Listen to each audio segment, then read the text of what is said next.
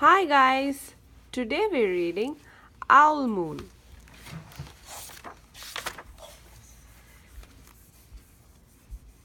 It was late one winter night, long past my bedtime, when Pa and I went owling.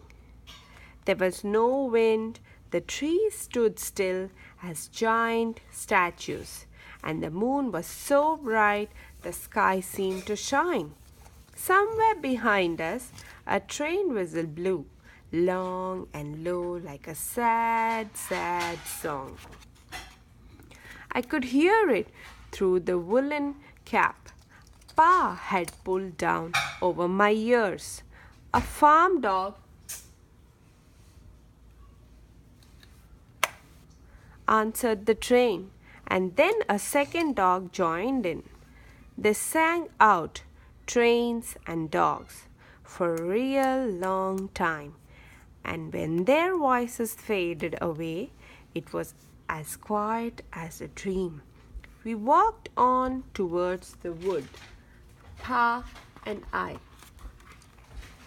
Our feet crunched over the crisp snow.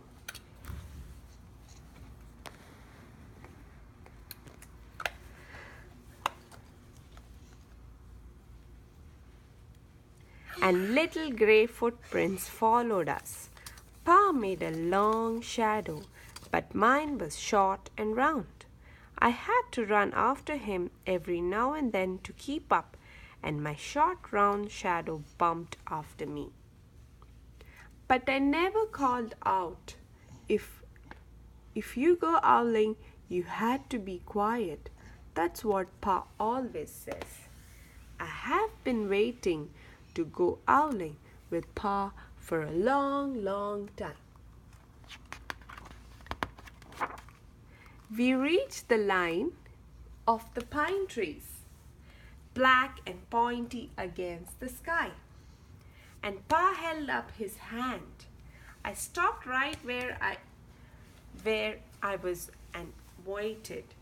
He looked up and as if searching the stars and if reading a map up there. The moon made his face into a silver mask. Then he called, "Woo! Woo! Woo! Woo!" The sound of a great horned owl. Woo! Woo! Woo! Woo! Again he called out, and then again. After each call, he was silent, and for a moment we both listened. But there was no answer. Pa shrugged, and I shrugged. I was not disappointed. My brothers all said sometimes there's an owl, and sometimes there isn't. We walked on, and I could feel the cold as if someone's icy hand was palm down on my back. And my nose and the tops of my cheek felt cold and hot at the same time. But I never said a word. If you go owling, you have to be quiet and make your own heat. We went into the woods. The shadows were the blackest things I had ever seen. They stained the white snow. My mouth felt furry, for the scarf over it was warm and wet. I didn't ask what kinds of things hid behind black trees in the middle of the night. When you go owling, you have to be brave. Then we came to a clearing in the dark woods. The moon was high above us. It seemed to fit exactly over the center of the clearing, and the snow behind it was whiter than the milk in a cereal bowl. I sighed, and Pa held up his hand, and at the sound, I put my mittens over the scarf over my mouth and listened hard, and then Pa called, "Whoo! Whoo!" I listened and looked so hard my ears hurt and my eyes got cloudy with the cold. Pa raised his face to call out again. But before he could open his mouth again, an echo came threading its way through the trees. Pa almost smiled. Then he called back, "Hoo, hoo, hoo," just as if he and the owl were talking about supper or about the woods or the moon or the cold. I took my mitten off the scarf off my mouth and I almost smiled too. The owl's call came closer from high up in the trees. On the edge of the meadow, nothing in the meadow moved.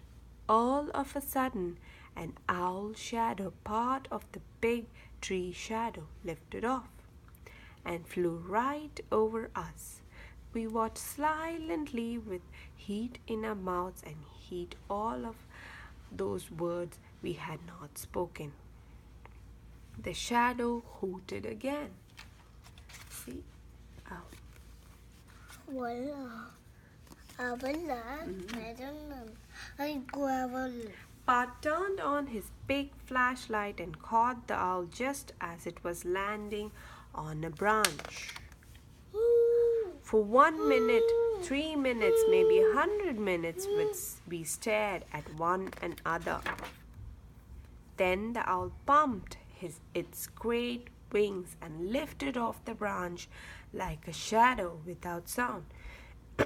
It flew back into the forest. "Time to go home," Pa said to me. I knew then I could talk. I could even laugh out loud, but I was a shadow as we walked home. When you go owling, you don't need words or warmth or anything but hope. That's what Pa says. The kind of hope that flies on silent wings and under a shining owl moon. Shiny. Thank you.